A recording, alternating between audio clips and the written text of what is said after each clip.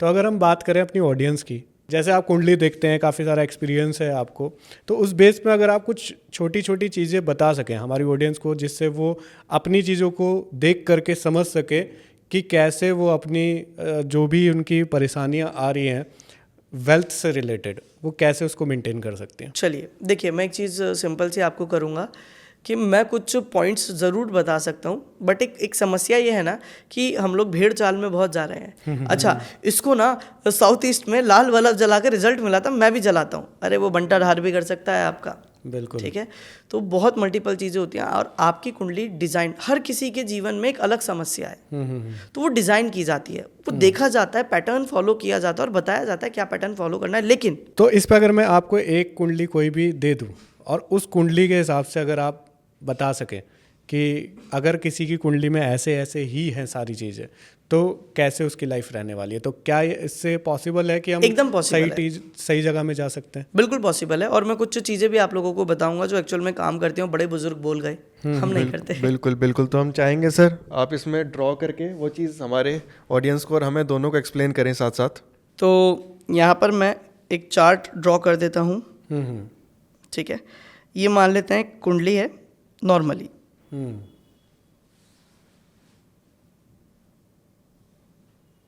देखो भाई, हमारा जो जीवन है ना वो 4 पुरुषार्थ पे चलता है। क्या? धर्म, अर्थ, काम और मोक्ष। अभी मैं स्पेशली बात करूँगा लोगों को जो फाइनेंशियल इश्यूज आते हैं या फिर करियर में ब्लॉकेजेस आती हैं, उसके कारण क्या है। ठीक है, अभी हम विस्तार से उसी के ऊपर बात करेंगे, क्योंकि आप लोगों ने स्पेशल डिमांड करी है इस चीज़ की, तो पूरा करना बनता है। ठीक है, चलिए जी। तो होता क्या है ना, हमारी ये कुंडली है जिसके अंदर होते हैं ये 12 घर। 12 घर मतलब समझ लीजिए 12 समुंदर हैं जिनके अंदर गोते लगाना आसान नहीं है, क्योंकि एक जन्म में ज्योतिष विद्या सीखना इतना तो मुझे पता है कि संभव नहीं है। आपको पता नहीं कितने जन्म लेने पड़ेंगे। खैर, मैं कोशिश कर सकता हूँ बस। अब हमारे जो मैंने बताया था 4 पुरुषार्थ, मैं स्पेशली उसके ऊपर जिक्र करूँगा।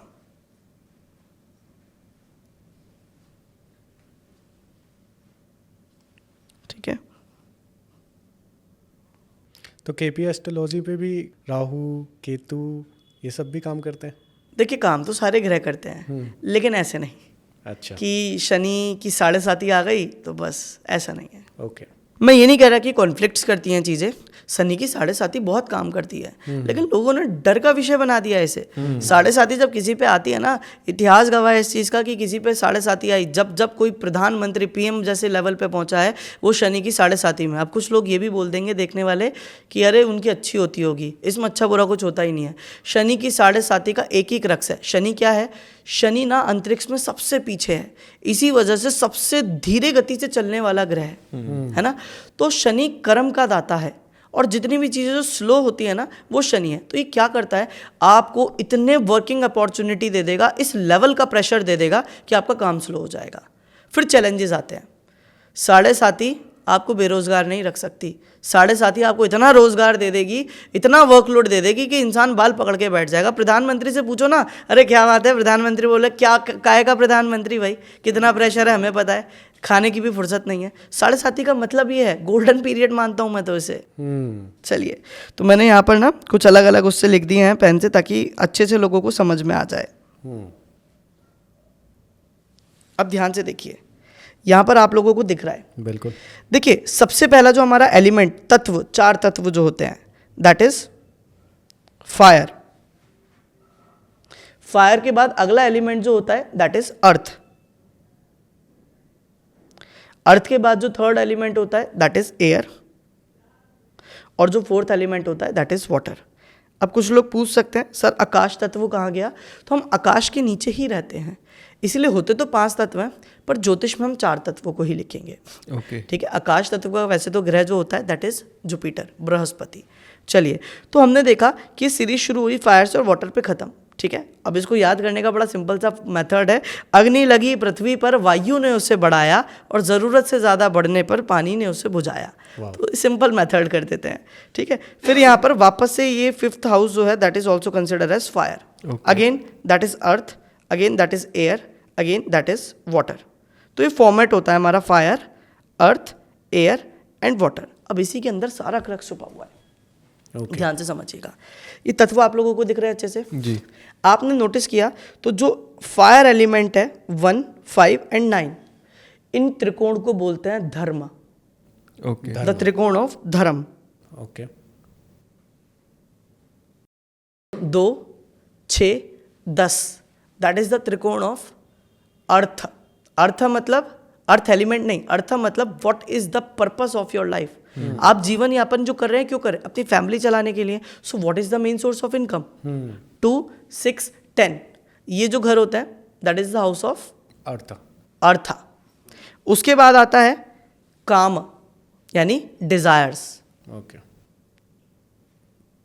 और लास्ट में आता है मोक्ष। जब सारी डिजायर्स पूरी कर लेता है इंसान तो फिर मोक्ष की तरफ ही जाता है ना? बिल्कुल। तो ये ये हमारे जो काम और मोक्षा के हैं वो कौन से हैं, जैसे आपने वो बताया था? जो थर्ड हाउस है that is the house of आपका जो त्रिकोण है 3, 7, 11, दैट इज द त्रिकोण ऑफ काम, डिजायर। क्योंकि आप लोग नोटिस करना, जब भी हमारी कोई डिजायर होती है ना, वो 11वां घर जो होता है ना, वो इच्छाओं को दिखाता है, इच्छा पूर्ति को दिखाता है। इसलिए 3, 7, 11 यहाँ पर देखे जाते हैं। चलो भाई, उसके बाद आ जाता है मोक्ष का 4, 8, 12। Watery sign is known as moksha. अब ध्यान से सुनना, चैलेंजिंग क्या है। ज्योतिष में ना, चाहे वैदिक हो चाहे केपी हो, एक बात बोली जाती है। अब सीधी सी बात है कुणाल जी और शुभम जी, अगर आप आगे बढ़ेंगे तो कोई तो ऐसा होगा जो आपको देखकर फूकेगा, कोई तो ऐसा होगा जो आपको आगे नहीं बढ़ने देगा। ठीक है, तो ये 12 घर नहीं समझ के समझ लेते हैं 12 घरों की ना एक कॉलोनी है, जिस कॉलोनी के अंदर कुछ लोगों का स्टेट देखते भी, अरे शुभम जी के घर में क्या हो रहा है, अरे कुणाल जी के घर में क्या हो रहा है। लोग ऐसा भी करते हैं, ठीक है, झांका ताकी भी करते हो। कुछ लोग तो ऐसे होते हैं, अरे कुणाल जी इतना आगे बढ़ कैसे रहे हैं, है ना, तो उन्हें थोड़ी नेगेटिविटी होती है। तो हर घर से 12वां यानी उससे जस्ट पीछे वाला घर, जैसे मैं सेकंड की बात करूंगा तो सेकंड से पहले 1 आता है, 3 की बात करूंगा तो 3 से पहले 2 आता है। तो हर घर से पीछे वाला जो नंबर है ना, वो उसके रिजल्ट्स को ना खत्म कर देता है, अच्छा, टोटली डिनाई। तो मतलब 2 1 के लिए, 3 2 के लिए, 4 3 के लिए, एकदम। ओके। तो अभी मैंने आप लोगों को बताया था अर्थ का जो सेगमेंट है क्या है, 2, 6 एंड 10। ये क्या करता है? पैसा।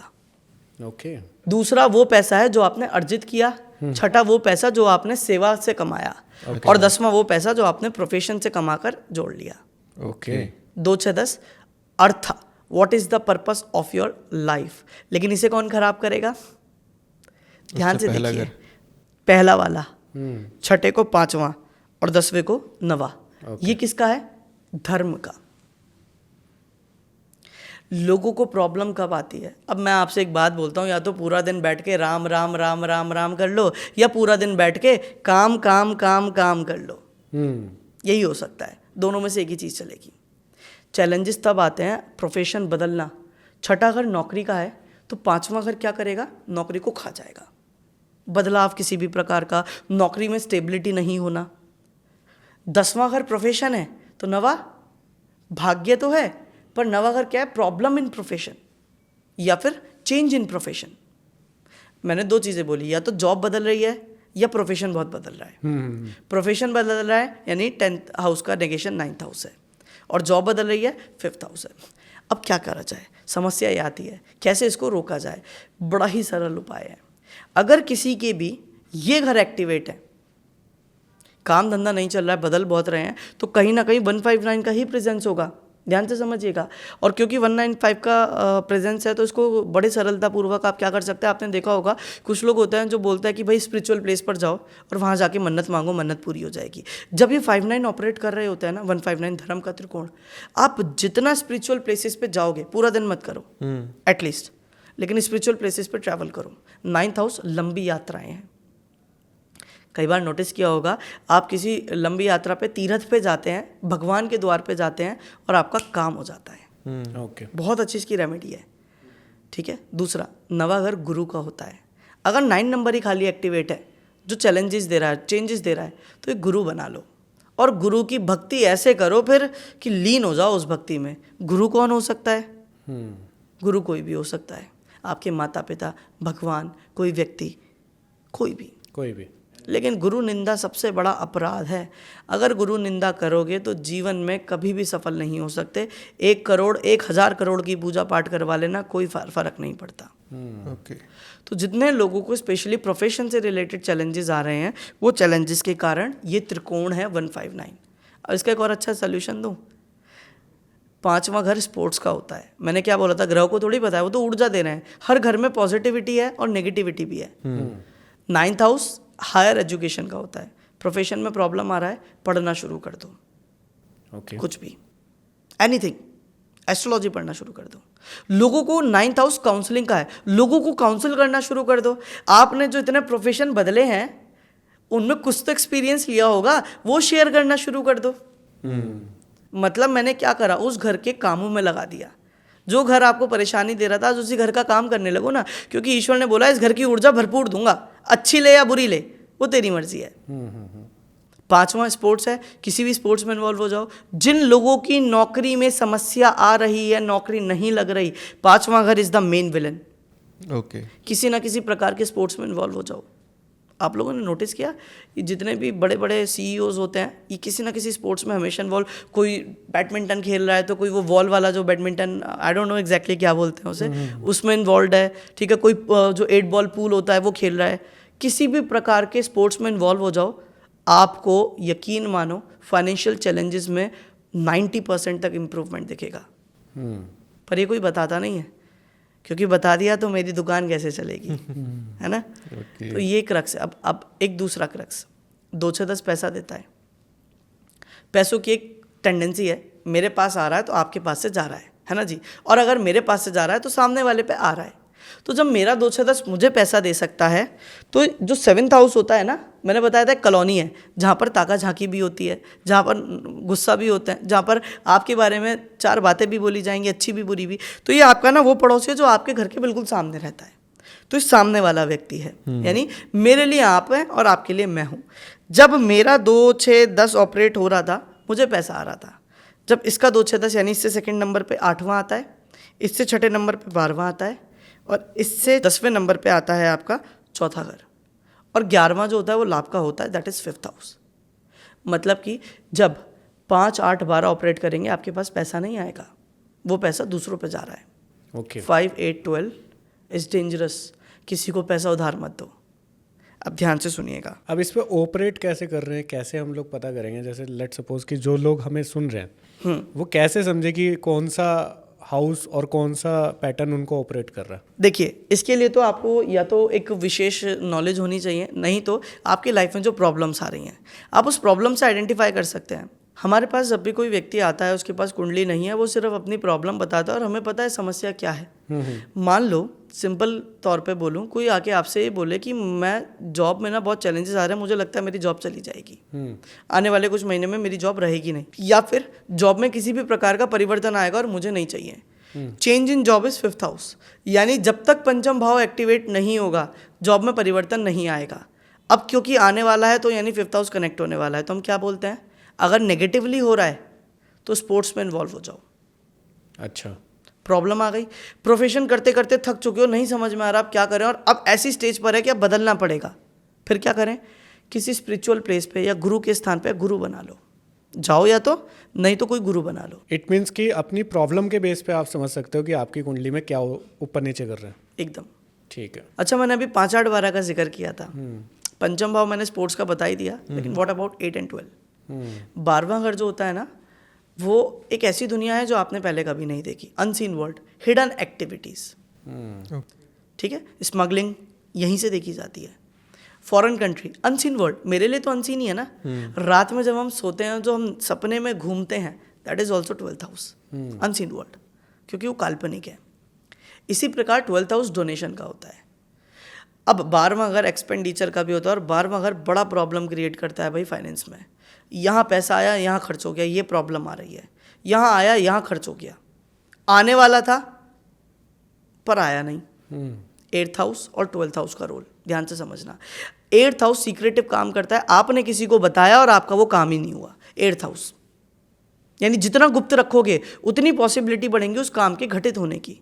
तो अगर आपके साथ भी ये समस्या होती है तो कीप इट सीक्रेटिव। अपने काम को बिल्कुल सीक्रेटिव रखो, बिना किसी को बताए करो, आपका काम हो जाएगा। दूसरी, एक्सपेंडिचर बहुत हो रहे हैं, 12th हाउस है, 12th हाउस में एक्सपेंडिचर भी आता है, तो 12th हाउस में और भी बहुत चीज़ें आती हैं, जैसे कि एक अनजानी अनदेखी दुनिया है ना। इसीलिए हम बोलते हैं कि जो 12th हाउस है वो फॉरेन कंट्री भी है और हॉस्पिटल भी है। अनचाही अनदेखी दुनिया, आइसोलेशन वाली चीज़ें, 12वां घर क्योंकि आइसोलेट भी कर देता है, मोक्ष का घर है दरअसल ये, है ना। तो ये आइसोलेट भी कर देता है इंसान को, ज़मीन पे धरती पे रहते ही ये मोक्ष की प्राप्ति करवा देगा, मतलब सबसे अलग कटवा देगा। तो 12th हाउस में फिर हम क्या कर सकते हैं, हॉस्पिटल विजिट करो रेगुलर, वहाँ पे पानी पी कर आओ, ये आपके एक्सीडेंट्स को भी बचा सकता है। मेडिकल प्रॉब्लम को भी काफ़ी हद तक ठीक कर सकता है, क्योंकि ग्रह को तो आपको हॉस्पिटल भेजना है, हॉस्पिटलाइज करना है, वो करके रहेगा। तो बेहतर है ना खुद ही चले जाओ, किसी एक्सीडेंट से बच जाओगे, किसी दुर्घटना से बच जाओगे। अब बात आती है, सर मैं तो काम भी बता देता हूँ, काम भी बिगड़ते हैं, खर्चे भी बहुत हो रहे हैं, मल्टीपल प्रॉब्लम्स, डिफ़िकल्टीज, हर काम में रुकावट आ रही है, काम होते होते एकदम लास्ट मोमेंट पे आके रुक जाता है, खर्चे भी बहुत हो रहे हैं सर मेरे तो। यानी 8 and 12 एक्टिवेट है, 8वां घर है सीक्रेटिव, 12वां घर है दान। अच्छा, बड़े बुजुर्ग बोलते थे ना, गुप्त दान करो। गुप्त दान का अर्थ लोग समझते नहीं है। गुप्त दान का सही अर्थ है, सीधे हाथ से दान दे रहे हो तो उल्टे हाथ को भी पता नहीं होना चाहिए कितना दे रहे हो, हमेशा मुट्ठी बीच कर दान दिया जाता है। 8वां अगर गुप्त और 12वां घर दान, अगर आपको इन दोनों घरों से एनर्जीज यूटिलाइज करनी है तो गुप्त दान देना शुरू करो। मैं यकीन के साथ बोलता हूँ, मैं हर किसी को बोलता हूँ, मेरे स्टूडेंट्स जितने भी मोस्टली हैं या जो भी मुझे जानते हैं वो इस बात में ज़रूर मानते हैं कि गुप्त दान करने से उनके फाइनेंशियल चैलेंजेस किस हद तक कवर हुए हैं। इसके अलावा चलो कुछ लोग होते हैं, सर हम नहीं मानते इन सब चीज़ों को, गुप्त दान को नहीं, हमें नहीं पता कहाँ दें, कुछ दें, हमें नहीं पता, मंदिर भी नहीं जाते, कुछ आइडिया नहीं है, तो गलत तरीके से ना दे दें, दिक्कत ना हो जाए। तो जब भी 8 और 12 ऑपरेट होता है ना, 8वां घर जो होता है ना वो दूसरों का पैसा है। अच्छा, आपने नहीं कमाया, इसीलिए जो आपके पैतृक संपत्ति होती है वो भी अष्टम भाव होता है, वो पैसा जो दूसरों ने कमाया है। तो इसीलिए हम बोलते हैं कभी भी ऐसी चैलेंजेस आ रहे हैं फाइनेंशियली, चिट फंड्स का इस्तेमाल करो, कमेटी जिसे हम नॉर्मली बोलते हैं। क्यों? क्योंकि कमेटी में क्या होगा, 10 लोग मिलकर पैसा डालेंगे और आपने पैसा एक्वायर कर लिया, वो आपका पैसा नहीं है। अब भाई कोई गलत मत समझना, मैं पैसा लेके भागने की बात नहीं कर रहा हूँ, भरना तो आपको ही पड़ेगा, लेकिन वो मल्टीपल लोगों का पैसा है तो वो आपको हेल्प करेगा। ओके, उस पैसे को खर्च मत करो, रख लो अपने पास। बिजनेस शुरू करना है तो उस पैसे से शुरू कर लो, अगर 8th हाउस ज़्यादा एक्टिवेट है। ऑब्स्टिकल्स, चैलेंजेस जिसको भी आ रहा है, सब 8th house. Multiple health issues, 8th house. अगर हम इसको थोड़ा सा इस तरीके से भी समझे कि जैसे हर चीज़ पे मिथ भी होते हैं, फैक्ट भी होते हैं, तो आप भी जैसे काफ़ी टाइम से काम कर रहे हैं तो आपने भी कई ऐसी बातें या फिर कई ऐसी चीज़ें सुनी होगी जो आपको सामने से ही लग रहा होगा कि यार ये तो मिथ है, ये क्या कह रहे हैं, ये तो बहुत गलत चीज़ है। तो ऐसी कुछ धारणाएं या फिर ऐसी कोई बातें जो आप बताना चाहें कि केपी एस्ट्रोलॉजी से रिलेटेड मिथ क्या चलते हैं और उसके फैक्ट क्या हैं? बहुत बड़े क्वेश्चन है कुणाल जी, क्योंकि आपने तो मुझे बोला कि कभी कभार सुना होगा, मैं तो ये बोलता हूँ, मैं तो आए दिन सुनता हूँ, हर दिन। अच्छा, हर दिन कोई ना कोई आकर मुझसे बोलता है, सर मुझे किसी केपी एस्ट्रोलॉजर ने ये बोल दिया था। अच्छा, केपी एस्ट्रोलॉजी में एक सबसे बड़ी मिथ है कि लोग सोचते हैं कि केपी एस्ट्रोलॉजी सिर्फ ये बता सकती है कि आपकी जो कोई भी तिथि है, मतलब कि आपकी शादी होनी है तो इस दिन होनी है। देखो भाई एक बात समझ लो, केपी एस्ट्रोलॉजी की सबसे बड़ी सक्सेस यही है, क्योंकि मैंने जब मैं 2021 और 22 में मैंने भी ज्वाइन किया था देखने के लिए, जब मैं वहाँ पर काम करता था तो वहाँ पर एक लाइव कर रहा था जहाँ पर 15,000 लोग थे अप्रॉक्सीमेटली, और वहाँ पर एक महिला आई, उन्होंने मेरे से कंसल्टेशन लिया था। मैंने उन्हें फरवरी 2022 में बोला था, 3 फरवरी 2022 में, कि 26 फरवरी को इस कंपनी, 4 ऑप्शन थे, इस कंपनी से 4 बजे आपको ऑफर लेटर आ जाएगा मेल पर, और 4:01 पे 26 फरवरी को उनके पास ऑफर लेटर था मेल पर। अच्छा। उन्होंने 15,000 लोगों के सामने वो चीज़ डिस्क्लोज करी थी। अच्छा, तो ये लाइव, ये रिकॉर्ड है में, ठीक है, लाइव चल रहा था। तो ये सक्सेस सिर्फ केपी एस्ट्रोलॉजी की है, क्योंकि इतना नैरो ना, अगर कोई वैदिक एस्ट्रोलॉजर जाए ना तो उसे लग जाए 20-50 साल पढ़ने के लिए, समझने के लिए, और केपी कोई 2-3 महीने पढ़कर ये काबिलियत ला सकता है। अच्छा। तो केपी में सबसे अच्छी चीज़ ये है कि वो टाइमिंग ऑफ इवेंट को बहुत अच्छे से बता सकता है, लेकिन लोग सोचते हैं बस इतना ही है, ऐसा नहीं है। ओके, मैंने भी आपको जो चीज़ें बताई हैं तो एक छोटा सा क्रक्स है। केपी ज्योतिष तो आपको ये भी बता सकती है एग्जाम्पल के तौर पे, जैसे मैंने अभी रेमेडी डिज़ाइन करके दे दी थी कि भैया आपको तो ये समस्या चैलेंजेस आ रहे हैं तो आप एक गणेश जी की मूर्ति स्थापित कर लो। केपी एस्ट्रोलॉजी में सबसे बड़ा मिथ कि टाइमिंग ऑफ इवेंट, बट इसको मैं आप बिल्कुल गलत साबित कर सकता हूँ। केपी एस्ट्रोलॉजी आपको ये तक बता सकती है, मान लो किसी की शादी हुई तो शादी कैसे होगी, जिस पर्सन से होगी वो कहाँ से आएगा, किस दिशा से होगा, इसके साथ साथ उसका हुलिया कैसा होगा। इसी के साथ साथ केपी ज्योतिष बता सकती है शादी के कार्ड कब छपेंगे, शादी टूटेगी तो नहीं, शादी होगी तो जो आपके इनिशियल लेटर होते हैं पार्टनर के वो क्या होंगे। ओके इतना डेप्थ में। शादी किस दिन होगी, चलो ये तो एक पार्टी है, पर सोचो लोग सोचते हैं एक चीज़ है, मैंने तो 7 चीज़ बैठे बैठे गिना दी। मिथ चलती है कि केपी एस्ट्रोलॉजी में तो मंगल दोष होता नहीं है, लोगों को प्रॉब्लम आती है, फिर ये मिथ है। मंगल दोष, एक बात बताइए, मैं आप दोनों से एक बहुत, और आप ऑडियंस भी बहुत समझदार है लेकिन कोई सोचना नहीं चाहता, प्रॉब्लम ये है आप लोगों ने लेट्स सपोज इंजीनियरिंग करी है तो इंजीनियरिंग करके इंजीनियरिंग की तो डिग्री मिलेगी ना, आप लोग सर्जन थोड़ी बन जाएंगे। अब जिस ग्रह का जो काम है वो वही तो देगा। शनि का काम देना है। शनि इज द प्लैनेट जो डिनोट करता है वर्क को, कर्म को। अब कोई आपसे आके ये बोले कि आपकी शनि की 7.5 शनि की दिक्कत चल रही है और इस वजह से आपकी ऑपरेशन हो गया, सर्जरी हो गया, तो क्या ये बेवकूफ़ी नहीं है? बिल्कुल है। जिस प्लैनेट का जो काम है वो वही तो देगा। तो लोग ना सबसे पहले तो ये गलत फहमी में चले जाते हैं। केपी एस्ट्रोलॉजी में एक ही बात है बहुत क्लियरली, 3 चीज़ों को देखो, प्लैनेट का कारक तत्व, प्लैनेट किसका कस्पल सब लॉर्ड बन रहा है, और सबसे इंपॉर्टेंट उसका नक्षत्र लॉर्ड। ये 3 चीज़ों को स्टडी कर लो, आपके सामने सारा कच्चा चिट्ठा निकल के आ जाता है व्यक्ति का। ओके। मिथ नंबर 3, सबसे ज़्यादा लोगों को कन्फ्यूज़न होता है कि केपी ज्योतिष में उपाय नहीं होते। दरअसल क्या है ना, कृष्ण मूर्ति जी ने इसकी 6 रीडर्स लिखी थी, 6 रीडर्स जो कि इंग्लिश में थी। अब उन्होंने ना एक बात लिखी थी अपनी आखिरी किताब में भी, ये तो अभी आरंभ है, शुरुआत है। ओके। ये तो अभी शुरुआत है। हालांकि उन्होंने रेमेडीज़ का जिक्र नहीं किया, पर क्या शुरुआत इतनी छोटी हो गई कि उसमें कोई रेमेडीज़ का एवोल्यूशन नहीं आ सकता? तो सबसे बड़ी मिथ ये है कि लोग बोलते हैं केपी एस्ट्रोलॉजी में रेमेडीज़ नहीं होती हैं।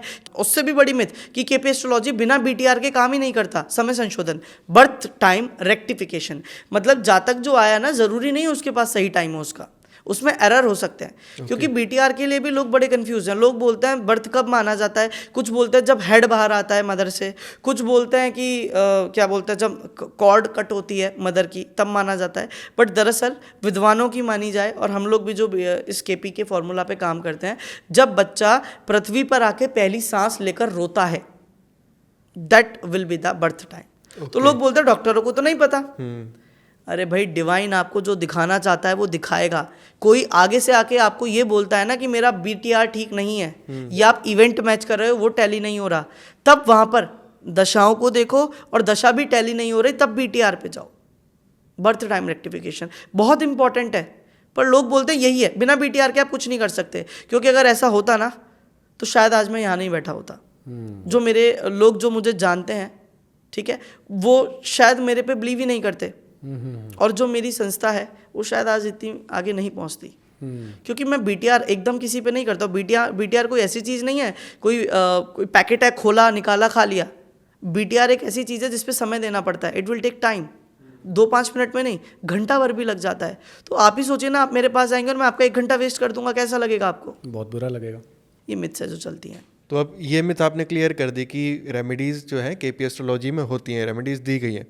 तो अब बात कर लेते हैं फिर उन्हीं रेमेडीज़ की, और मुड़ के आ जाते हैं हम अपने वही पैसे वाले टॉपिक पे कि सर रेमेडीज़ ऐसी जो आपको पैसा, मैं ये नहीं कह रहा कि पैसा बरसेगा या कहीं कोई बैग पड़ा मिल जाएगा, बट कैसे जो लोग हैं वो ये इन रेमेडीज़ को परफॉर्म कर सकते हैं और अपने लाइफ में अपने फाइनेंसेस को बेटर कर सकते हैं। बहुत अच्छी रेमेडी है फाइनेंस के लिए।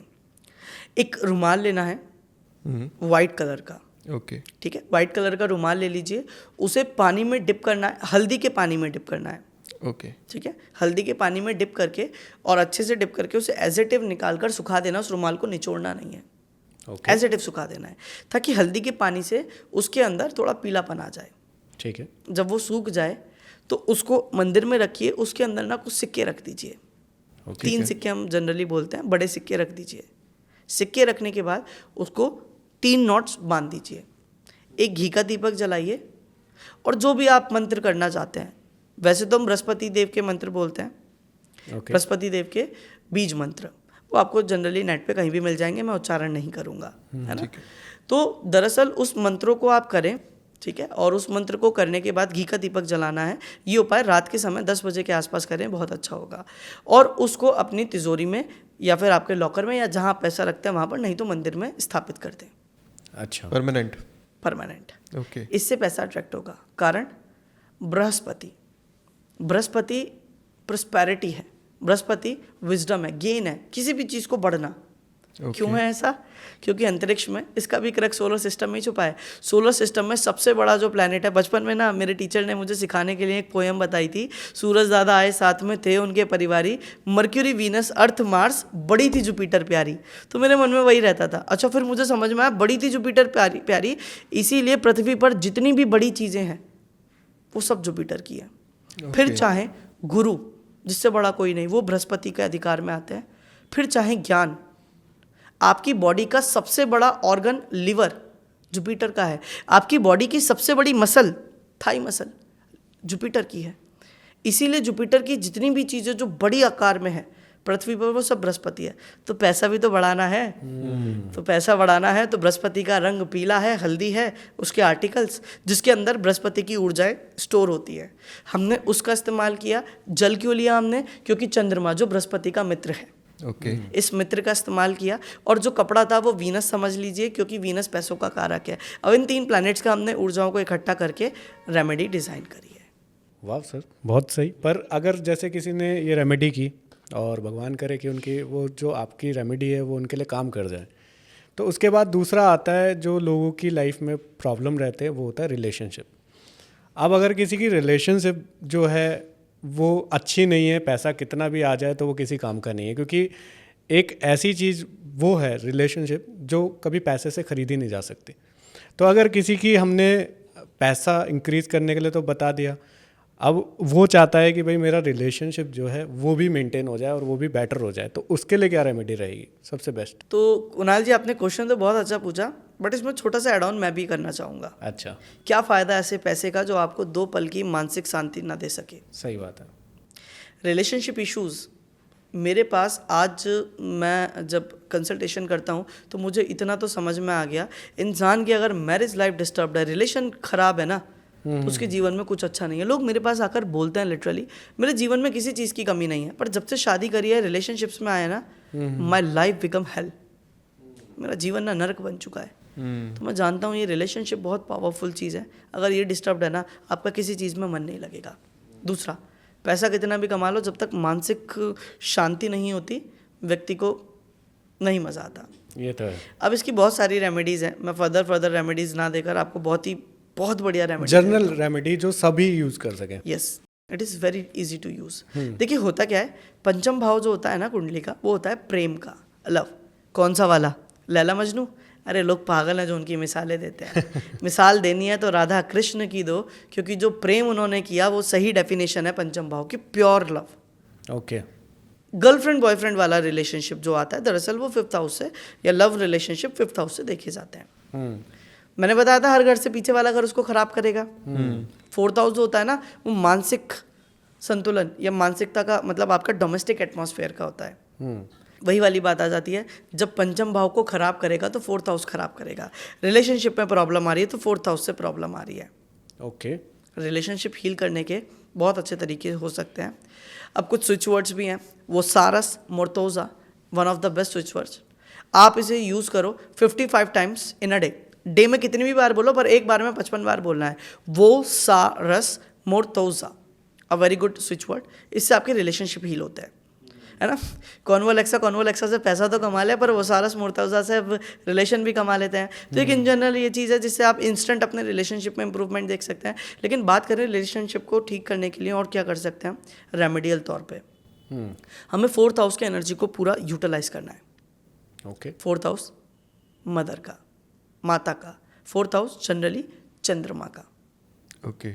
हमें क्या करना है, जिसके भी रिलेशनशिप में प्रॉब्लम आ रही है या फिर जो भी ना मानसिक तनाव से जूझ रहा है, पूर्णिमा वाले दिन, पूर्णिमा मतलब फुल फुल मून वाले दिन रात को खीर बनाए, उस खीर को उस मून की लाइट में रखे और नेक्स्ट डे छलनी से ढककर रख दे ताकि उसमें कोई इंसेक्ट्स वगैरह ना गिरे। नेक्स्ट डे मॉर्निंग में उठकर वो खीर को इनटेक कर ले। ओके। यस, मल्टीपल टाइम्स करना है। ओके। कितना? मल्टीपल मंथ्स अप्रॉक्स, जब तक रिलेशनशिप ठीक ना हो जाए। ओके। क्योंकि बहुत इजी रेमेडी है, कोई भी कर सकता है, होम रेमेडी है ये तो। बिल्कुल बिल्कुल। तो जब तक रिलेशनशिप हील ना हो जाए करो, you will see the massive changes. आपका अंदर से जो कामनेस है वो बढ़ जाएगी। रिलेशनशिप में ना एक कामनेस की बहुत ज़रूरत होती है। अब दोनों ही विपरीत फोर्सेस मिल जाएंगे तो क्या होगा, एक को तो शांत होना पड़ेगा। तो एक बहुत अच्छी रेमेडी है रिलेशनशिप को हील करने के लिए। दूसरी चीज़, एक चीज़ का ध्यान रखना है, चौथा घर चंद्रमा का है। अगर आपकी माता है तो माता से बना के रखें, नहीं तो माता से ना रोज़ सुबह उठकर अपने पीठ पे इस तरीके से आशीर्वाद या थप्पी ले। रिलेशनशिप में प्रॉब्लम आ रही है, सुकून नहीं मिल रहा कहीं भी, डू दिस। और चौथा घर वाटर एलिमेंट को दिखाता है, तो कभी भी रिलेशनशिप में प्रॉब्लम आए अपने पार्टनर के साथ एक बार कहीं पानी वाले स्थान पर ट्रैवल करें। Okay. You will see relationship heal होने लगेगा। तो अब आ जाते हैं सर तीसरे पार्ट पे। लाइफ के 3 पार्ट हैं जो जितना मुझे लगता है, पहला वेल्थ, फिर उसके बाद रिलेशनशिप, तीसरा कहीं ना कहीं एक और मेजर जो हमारी लाइफ को इम्पैक्ट करता है वो है हेल्थ। बहुत बढ़िया। और अगर पैसा आ गया, रिलेशनशिप अच्छे हैं, पर हमारी हेल्थ ही अच्छी नहीं है, और वो भी वो हेल्थ जो पैसे से भी ठीक नहीं हो सकती, हील नहीं हो सकती, ना ही उसको कोई रिलेशन हमारा हील कर पा रहा है। तो कोई ऐसी मेजर कोई प्रॉब्लम ना हो किसी की लाइफ में, ऐसी कोई मेजर कोई इंजरी ना हो, या फिर ऐसी कोई मेजर बीमारी ना हो किसी की लाइफ में, वो कैसे मेंटेन किया जा सकता है लाइफ को, कि वो ऐसी किसी हेल्थ इश्यूज से, अगर कोई ऐसे किसी हेल्थ इश्यूज से गुजर भी रहा है तो उसको भी थोड़ा वो रिलीफ मिल जाए, जो हम चाहते हैं कि उस इंसान तक वो बात पहुंच जाए। तो कोई ऐसी रेमेडी आप बता सकते हैं जिससे उसकी हेल्थ मेंटेन हो सकती है? तो कुणाल जी, क्वेश्चन तो बहुत बढ़िया है, क्योंकि हेल्थ है तो एक्चुअली वेल्थ तो हेल्थ ही है, है ना। क्योंकि हमने देखा है बड़े बड़े जो उद्योगपति थे वो अपने अंतिम समय में यही बोल गए कि कोई फ़ायदा नहीं इतना पैसा कमाने का जो अपनी सेहत सेक्रीफाइस करके आई, है ना। तो मैं आपको एक चीज़ बताता हूँ, देखिए जो हेल्थ इश्यूज़ होता है ना वो मल्टीपल प्लैनेट से मल्टीपल हेल्थ इश्यूज़ होते हैं। सर्जरी का कारक जैसे मंगल है, ठीक है, सर्जरी हो रही है, कोई भी समस्या हो रही है। अब मैंने आपको बताया था ना कि कैल्शियम जब या बोन्स डेंसिटी कमज़ोर हो जाती है, बोन्स ब्रेक होती हैं, टूटती हैं, उसका कारक सूर्य हो सकता है। एसिडिटी का कारक सूर्य है ना। अब जैसे वेरिकोवेंस या नसों से संबंधित या स्पाइनल कॉर्ड से संबंधित कोई समस्या है वो मर्क्यूरी की है। तो इन जनरल ये प्लैनेट्स की बहुत डिफरेंट वो होती हैं। अब इस छोटे पॉडकास्ट में बताना तो संभव नहीं है मेरे लिए, बट कभी मौका पड़ेगा तो ज़रूर इसके बारे में डेप्थ में बात करेंगे। लेकिन इन जनरल मैं आपको एक बात बताता हूँ, कुछ लोग ऐसे होते हैं जिन्हें मल्टीपल हेल्थ इश्यूज होते हैं, और प्रॉब्लम यहाँ पर आती है कि वो रेमेडी भी कर रहे हैं किसी एस्ट्रोलॉजर से लेकर, वो मेडिसिन भी ले रहे हैं, पर उन्हें वो दवाइयाँ सूट नहीं कर रही या परेशानी पकड़ में नहीं आ रही। इन कॉमन फैक्टर के लिए राहु रिस्पॉन्सिबल है। ओके। जी हाँ, राहु नाम तो सुना ही होगा। चलिए, तो राहु के लिए हम बोलते हैं कि लोगों ने बड़ी कुछ रेमेडीज़ बताई हैं कि नील लो और नील लेके डाल दो, ये कर दो वो कर दो वॉशरूम में। मैं आपको बहुत सरल बात बताता हूँ, क्योंकि मैं अपने जो बुज़ुर्ग हैं, अपने जो शास्त्र हैं और जो हमारे बुज़ुर्ग हैं जो वो पैटर्न फॉलो करते आ रहे थे, मैं उनमें थोड़ा ज़्यादा विश्वास मानता हूँ, ठीक है। तो मैं आपको एक चीज़ बताता हूँ, राहु क्या है। राहु है भ्रम, एक ऐसा भ्रम समस्त ब्रह्मांड को खा जाएगा। अच्छा। जी हाँ, जितना हम लेटेस्ट टेक्नोलॉजी तक बढ़ रहे हैं उतना हम राहु को एक्टिवेट कर रहे हैं, और जब राहु चरम पे होगा ना, जब सब खत्म हो जाएगा। हमें क्या लगता है हम डेवलपमेंट पे जा रहे हैं? नो, हम डिज़ास्टर पे जा रहे हैं जितना हम डेवलप होते जा रहे हैं। तो राहु ना वही डिज़ास्टर है। और राहु क्या करता है ना, जब एक्टिवेट होता है, मैंने क्या बताया, दवाइयाँ नहीं लग रही हैं, यानी दवाइयाँ नहीं लगेंगी तो व्यक्ति घूमता रहेगा, डॉक्टरों के चक्कर काटता रहेगा। बीमारी पकड़ में नहीं आएगी तो डॉक्टरों के चक्कर काटता रहेगा। ऐसी समस्या आती है। तो राहु चक्कर कटवाता है, इतना तो समझ में आ गया। तो बेहतर है ना आप खुद ही चक्कर काटने लगो। कैसे? जी हाँ, बड़े बुजुर्ग क्या गए, जब भी मंदिर जाते हैं परिक्रमाएं करो। क्यों? वो राहु के चक्कर कटवाते हैं। अच्छा। परिक्रमा का जो सही अर्थ है वो ये है कि जब हम परिक्रमाएं करते हैं प्रतिमा की, मूर्तियां की, जो स्थापित मंदिर होते हैं मंदिरों की, वहाँ पर हमारा राहु स्टेबल हो जाता है। तो राहु चक्कर कटवाने वाला था ना, वो यहीं पे चक्कर कटवा के शांत हो जाएगा। ओके। अब बताओ कितने रुपए लग रहे हैं इसमें? 0। क्या ज्योतिष वाकई अमीरों के लिए बनी है? नहीं, ऐसा नहीं। हर कोई कर सकता है और ये इसका सबसे बड़ा प्रमाण है। अब सुनिए, ये भी नहीं कर सकते तो क्या कर सकते हैं? अच्छा उपाय है मावस वाले दिन, मैंने क्या बताया था, राहु चक्कर तो लगाता है लेकिन राहु ना इंसान को नीचे दबाने की कोशिश करेगा जब वो खराब होगा स्पेशली, ठीक है? क्योंकि एक कहावत है, जिसे राहु मारे उसे कौन ही तारे, और जिसे राहु तारे उसे कौन ही मारे। ये लाल किताब की कहावत है, अच्छा है ना? तो बड़ी अच्छी वो है ये राहु की। तो हम यही बोलते हैं कि जब राहु आपको नीचे दबाने में आता है ना, तो वो बख्शता नहीं है, गोते लगवा देता है। तो बेहतर है खुद गोते लगा लो। गंगा स्नान, मावस वाले दिन गंगा स्नान करो, ओके। कम से कम 4 मावस। 4 नंबर क्यों बोला? क्योंकि 4 नंबर न्यूमरोलॉजिकली राहु का होता है। 4 मावस कम से कम आप गंगा स्नान करो। कुछ नहीं, सिर्फ मावस वाले दिन ही जाना है, अर्ली मॉर्निंग जाओ, गंगा स्नान करो, और जब स्नान से लौट रहे हो, जितने लोग आपसे कुछ मांगे, दक्षिणा में कुछ ना कुछ जरूर देना है, खाली हाथ नहीं आना उस दौरान। Okay okay. चाहे तो आप बहुत सारे बिस्किट्स या फिर कॉइन्स भर के ले जाओ, लेकिन अगर आपसे किसी ने बोल दिया ना कि भाई कुछ दे दो, और कुछ नहीं है, घड़ी भी उतार के देनी पड़ जाए तो देनी पड़ेगी। अच्छा। लेकिन उस दिन से जो आपका अच्छा समय, चाहे तो आपकी वेल्थ से संबंधित हो, चाहे तो हेल्थ से संबंधित हो, चाहे तो रिलेशनशिप, राहु ही सब सेक्टर्स को कवर कर लेता है। ओके। उस दिन से आपके दिन बदल जाएंगे, इस बात की मैं श्योरिटी दे सकता हूँ। तो ये तीनों फैक्टर पे ही काम कर जाएगा हमारी रेमेडी। एकदम।